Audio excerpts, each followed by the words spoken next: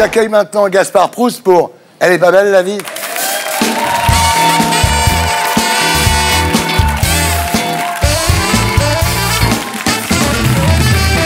Ça va? Ouais.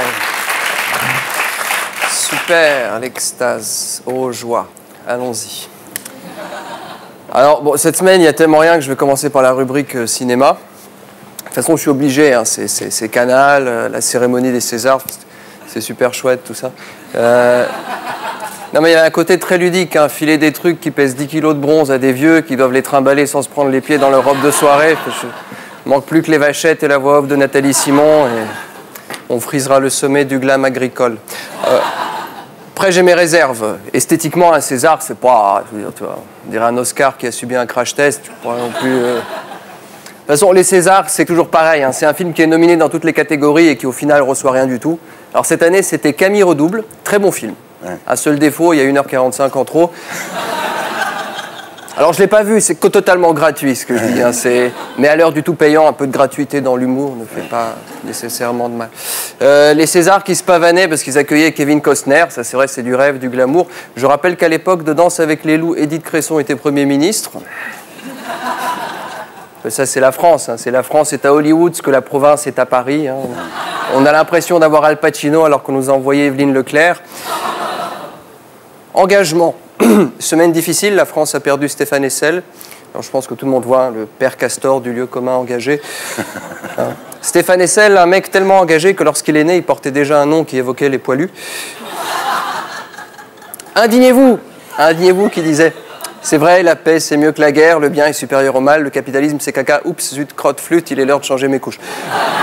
Ah, le grand âge, ce coma éthylique sans alcool. En tout cas, c'est un triste destin, franchement. Révélé à 92 ans, mort à 95, 3 ans de célébrité. Oui. Dans son malheur, une chance, trop âgé pour faire splash. Bon, je dis ça, moi, son bouquin, son fascicule, j'ai adoré. Hein. A-t-on jamais rendu un si bel hommage à du Helvetica Police 24 ? Enfin, pour une fois que la littérature s'engage aussi sincèrement contre la presbytie, pourquoi bouder notre plaisir? Alors, de toute façon, c'était un résistant, hein, c'est un gage d'inattaquabilité en France. Je veux dire, en France, pour pouvoir dire n'importe quoi, c'est simple, entre 40 et 45, soit t'as fait le mariole dans le maquis, soit t'as planqué des juifs dans ta cave. C'est... Tu vois? Une fois que t'as fait ça, même si tu te mets à raconter que la Terre est plate, tout le monde va te trouver génial. C'est comme ça. C'est comme ça, qu'est-ce que tu veux, Christine? C'est comme ça. Vous faites penser à Nina Hagen, jeune. Je suis désolé, je ne peux pas m'en empêcher. You know, so sexy girl. And, Bref, politique, gauche, rien à dire. Ils sont impeccables. Certes, le chômage bat un nouveau record, mais il faut être honnête, c'est un peu trop tôt pour mesurer les effets du mariage gay sur l'emploi. J'adore ce pays.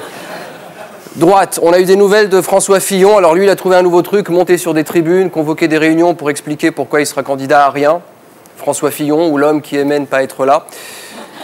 Alors, il paraît qu'il va à la rencontre des Français, il va labourer le pays, aller à la rencontre des vrais gens. C'est un peu le leitmotiv des... Comment peut-on vouloir être proche des gens en oubliant que la vraie souffrance, c'est de ne pas trouver de taxi à 2h du matin, un samedi, boulevard Saint-Germain? Glamour, Marine Le Pen.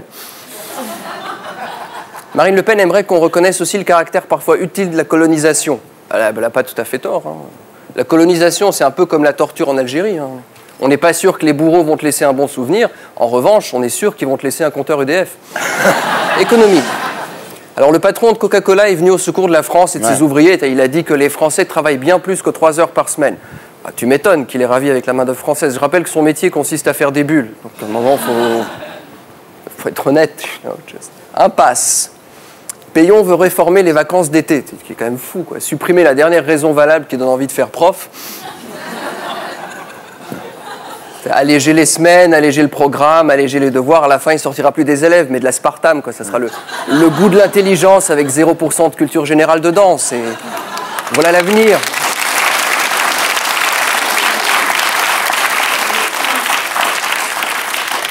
Romantisme, DSK. Alors, une ex-maîtresse de DSK qui, pour un énième bouquin sur lui, alors c'est écrit par Marcella Yacoub, je crois qu'on voit la photo, voilà, Diams après une chimio. Alors attention, la fille, c'est pas n'importe qui, hein, c'est une chercheuse au CNRS, tout ça, c'est assez rassurant, quoi. Il monte en gamme, quoi. De la femme de ménage à la philosophe, c'est la preuve qu'il aurait fait un bon président, quoi. Il arrive à pénétrer toutes les couches sociales.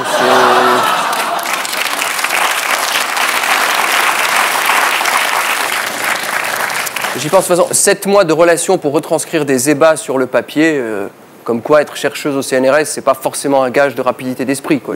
Pas... Et tout ça, au final, pourquoi? La nana, elle est tellement romancière du dimanche qu'au bout de 3 pages, t'as pigé qu'il s'agissait de DSK, quoi. Du coup, forcément, une amende de 60 000 €, c'est vraiment le coup de maître. Il va lui rester un sacré pactole à la fin, la meuf, quoi, tu vois. Nafissato, en 7 minutes, elle touche le jackpot. L'autre, elle met 7 mois à pondre un truc qui lui fera toucher à peine de quoi s'offrir un abonnement au Club Med Gym, quoi. C'est... Avec...